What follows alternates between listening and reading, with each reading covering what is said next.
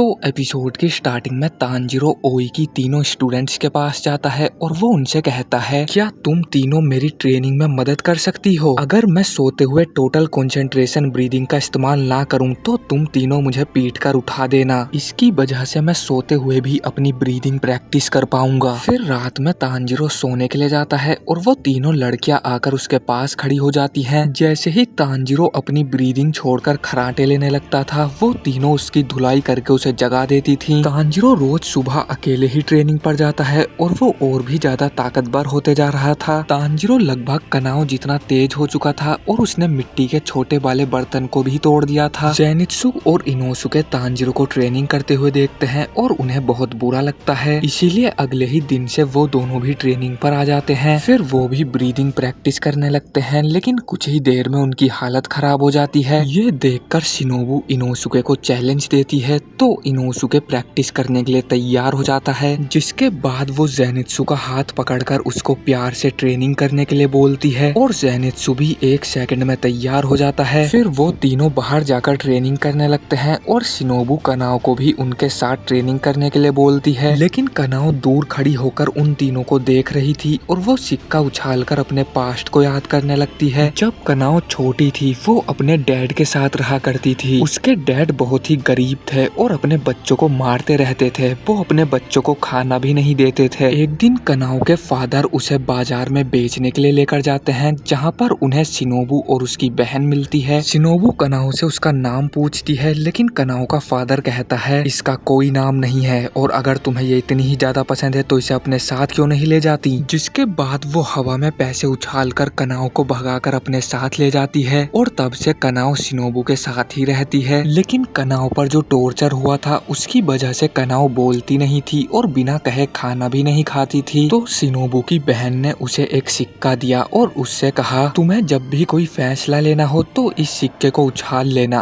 और जब से ही कनाओ अपनी पूरी जिंदगी उस सिक्के के सहारे ही जी रही है। फिर हम प्रेजेंट में देखते हैं कनाओ वहाँ से जाने लगती है क्योंकि उसने सिक्के के जरिए फैसला लिया था कि उसे उन तीनों से दोस्ती करनी चाहिए या फिर नहीं। कुछ टाइम बाद तानजीरो का कौवा आकर तानजीरो को बताता है उसकी नई तलवार बन चुकी है और होतारू उसे लेकर आ रहा है। तानजीरो बहुत खुश हो जाता है और वो इनोसुके को लेकर अपनी तलवार देखने के लिए जाता है, लेकिन होतारू बहुत ही ज्यादा गुस्से में था क्योंकि तानजीरो ने उसकी बनाई हुई तलवार तोड़ दी थी। वो आते ही तानजीरो पर चाकू से अटैक करने लगता है और तानजीरो की बहुत ज्यादा पिटाई कर देता है। होतारू के साथ एक और स्वॉर्ड स्मिथ आया था जो इनोसुके की तलवारें लेकर आया हुआ था। फिर वो तानजीरो को बताता है होतारू अपनी तलवारों से बहुत ही ज्यादा प्यार करता है और इसीलिए वो इतना ज्यादा गुस्सा हो जाता है। वहीं इनोसुके को अपनी दोनों तलवारें मिल चुकी होती हैं और वो चुपचाप घर से बाहर जाता है। वहाँ पर वो एक पत्थर उठाकर अपनी तलवारों पर जोर जोर से मारने लगता है। वो अपनी तलवारों में छेद कर लेता है और उन्हें पहले के जैसा बना लेता है। फिर रात में तानजीरो सो रहा होता है और वो तीनों लड़कियां देखती हैं तानजीरो अब सोते हुए भी अपनी ब्रीदिंग टेक्निक का ही इस्तेमाल कर रहा है। अगले दिन तानजीरो कनाओ को भी पकड़ लेता है और उसे कप वाले गेम में भी हरा देता है, लेकिन वो उसके मुंह पर चाय नहीं फेंकता है। कुछ दिनों बाद तानजीरो शिनोबु के पास चेकअप के लिए जाता है और शिनोबु उसे बताती है तानजीरो अब बिल्कुल ठीक है। फिर तानजीरो शिनोबु से हिनोकामी कागुरा के बारे में पूछने लगता है, लेकिन शिनोबु को इसके बारे में कुछ नहीं पता था। फिर तानजीरो उससे फायर ब्रीदिंग के बारे में पूछने लगता है तो शिनोबु कहती है, फ्लेम हाशिरा को इसके बारे में जरूर पता होगा तो तुम उनसे मिलकर पूछ लेना। वहीं दूसरी तरफ हम एक ट्रेन का सीन देखते हैं जहाँ पर एक डीमन इंसानों को खा रहा होता है और ये एपिसोड यहीं पर खत्म हो जाता है। तो अगर आपको ये वीडियो पसंद आई है तो लाइक कर देना। पिछले सभी एपिसोड्स के लिंक आपको डिस्क्रिप्शन बॉक्स में मिल जाएंगे। मैं मिलता हूँ आपसे बहुत जल्द किसी नेक्स्ट वीडियो में।